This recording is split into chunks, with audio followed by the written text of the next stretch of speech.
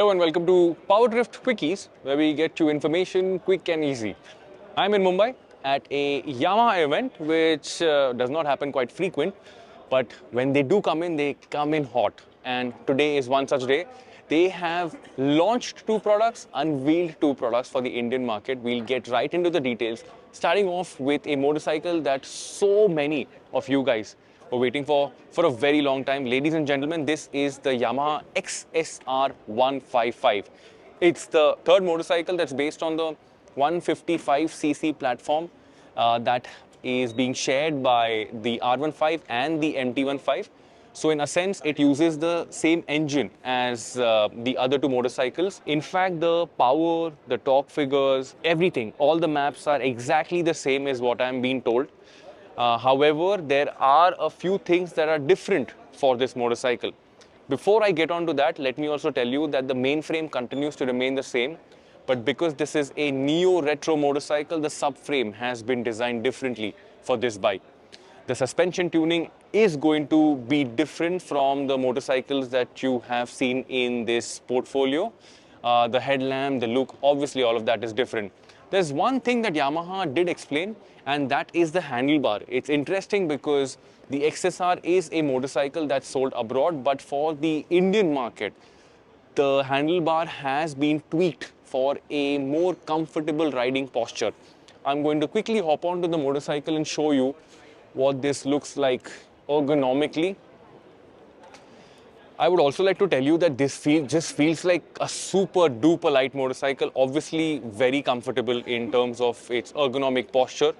But the final piece to this puzzle, this very interesting bit, is going to be the pricing.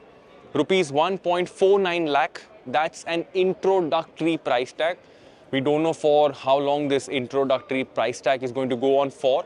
But for now, this is the XSR155, the first of 4 new products here at the Yamaha event. And now we'll move on to the second scooter, or let's say the second product, which is a scooter, which is electric, and it happens to be a name that I already have in my garage. Up next is the Aerox-E. Now, when we posted stuff on social, someone said that Yamaha should have named it Aerox. That's a good thought.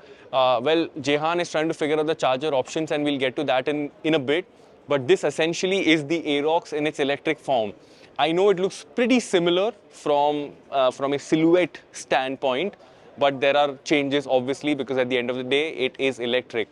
Now, Yamaha for the Aerox-E and for the second EV that they have showcased today, which essentially is the EC06, they haven't disclosed a lot of specs. That will take a while. In fact, no pricing announcement for the two electric products on display here. I want you to move in a little closer. And this is what the onboard charger looks like. The cable as well, it's very, very neatly integrated. That's the case for the cable. If you want to charge your scooter, that's the port. I'm just going to quickly open that and show you as well. So that's the charging port. I'm also going to open the under-seat storage. So because there are batteries here, the under-seat storage is going to be compromised. Now these are removable batteries, 1.5 kilowatt hour each. There you go. Jehan being the kind man and helping us out. So I think there is some system to unlock this.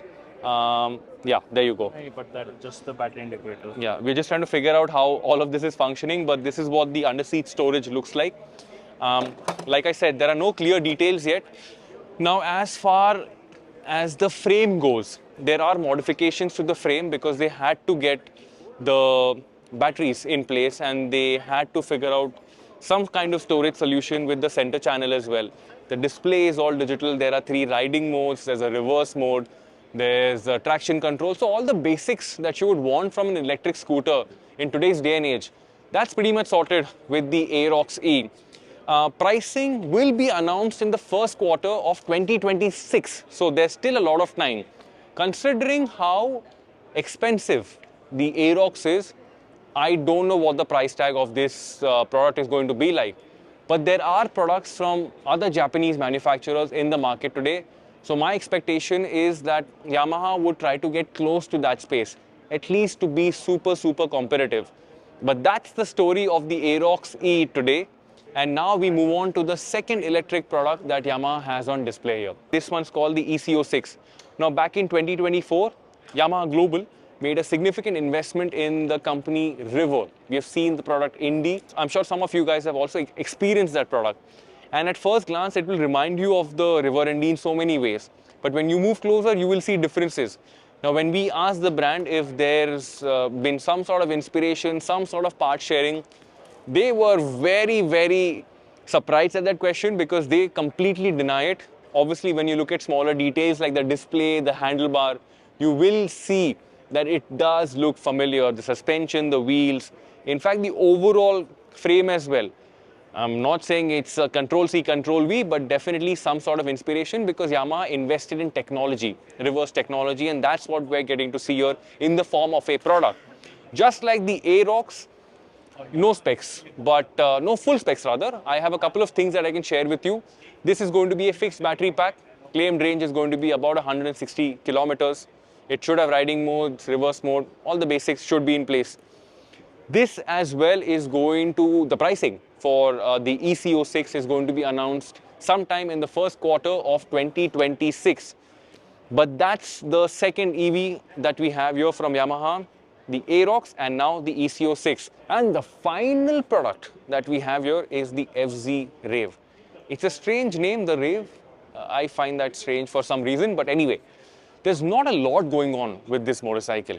Because when you look at the sales numbers, it still does decent numbers every single month. So the formula is pretty much working. And Yamaha thought that why touch something or why change something that's still working? So the only couple of changes that you will see for the year 25 and 26, the headlamp has changed and new color for the wheels. Apart from that, the FZ continues to remain the same nice old FZ that we have seen in the past. And that's pretty much it, ladies and gentlemen. That's the story of Yamaha Motor India today. 4 products, 2 launches, 2 unveils. If you have any questions on any of these products, please drop them in the comment section and I will be more than happy to answer those questions for you. Also remember to like this video, share this with your friends and comment and let me know which of these 4 do you like the most. My name is Varun Painter and I will see you later.